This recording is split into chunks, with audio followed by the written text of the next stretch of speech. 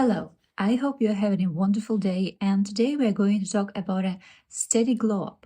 It's going to require a lot of internal work, but the results are going to be very, very strong and visible. If you're new here, hi, my name is Ksenia, and I am sharing a practical step-by-step tips for self-improvement using astrology. Astrology here is more of a practical tool that can help you achieve your goals, mentally, physically, or spiritually. If you're interested in unlocking your potential and stepping into your ultimate glow up, let's get started. So, why are we talking about all this internal work and introspection today?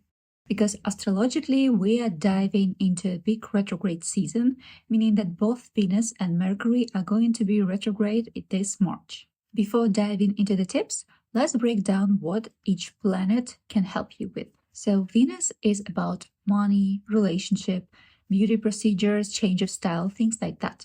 And this is going to be retrograde from March 1st, maybe March 2nd, and to April 13th. And almost the whole March is going to be in Aries, which is like a planet of bold actions, and Venus does not feel comfortable over there per usual. So when it's retrograde, it gets even tougher, which means that you can get into conflicts, especially those that might affect your relationships. There might be a desire to do something bold with your money, like launch a new project and make a big investment, something like this.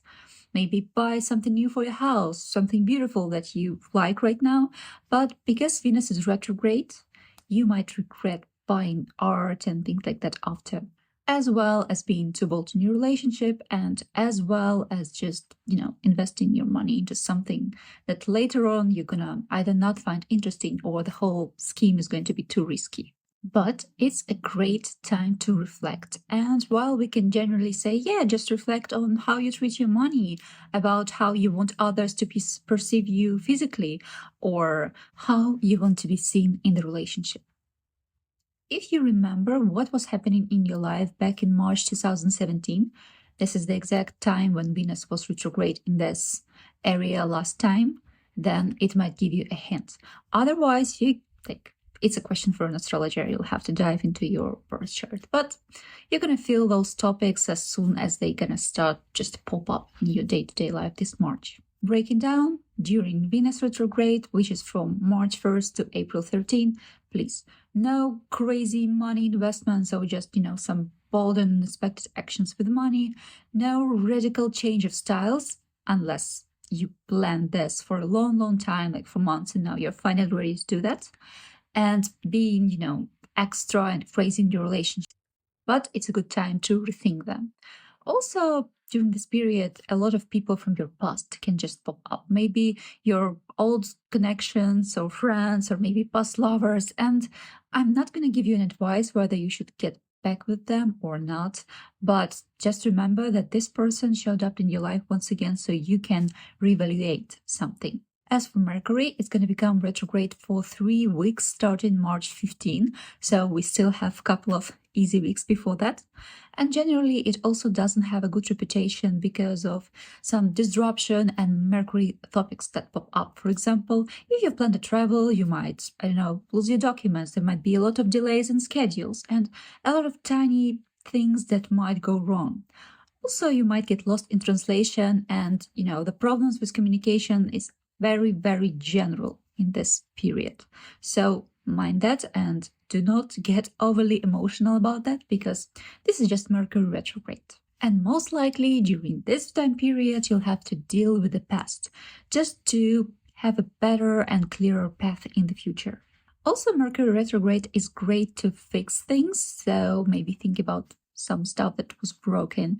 You can channel your energy into that instead of getting upset because of miscommunications and stuff like that. And as for self-reflection, there are some very, very practical questions that you can ask yourself to make this introspection happen. There might be some other themes that pop up, like from March 2017, or something that you're going to notice, but generally we're going to pursue the topics of relationship, money, and how I appear in this world physically. So first question is, what relationship patterns keep repeating in my life? How do I express my desires in relationship? What past love lessons can I integrate or release? And how does money make me feel? Those were more of a Venus questions. And as for Mercury part, where have I been ignoring my intuition lately? What are my dreams trying to tell me? How can I become a better listener and communicator? In what areas of my life I'm seeking for more clarity? And what limiting beliefs are holding me back?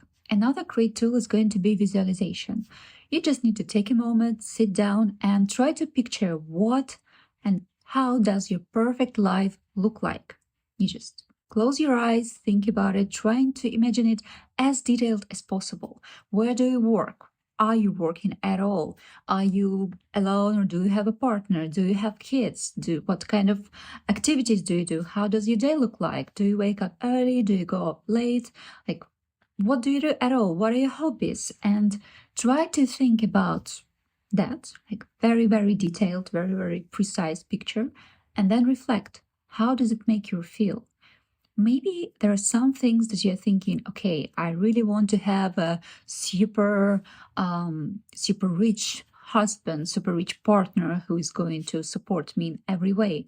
But at the same time, when you are imagining that, okay, probably this person is going to work a lot and we won't be able to spend as much time together, maybe that it's not something that you need. Maybe you just want to have a very comfortable lifestyle, and this is something that you can give to yourself, and there's no need to find a successful partner. Or it could be something else, but for every person, it's going to be something unique. As I mentioned, there might be people from your past who are going to just show up. And over there, before thinking, okay, I need to jump up into this old relationship or partnership, it could also be business partnership, not romantic. So you need to think what lessons this relationship taught you in the past. Maybe you're ready to reevaluate this lesson and change your perspective on that. Maybe not. Maybe that was a lesson that you learned, remember it for a while, now you forgot. So this person is in your life to remind you of how you should behave, and that some kind of behavior that brings you nothing but pain.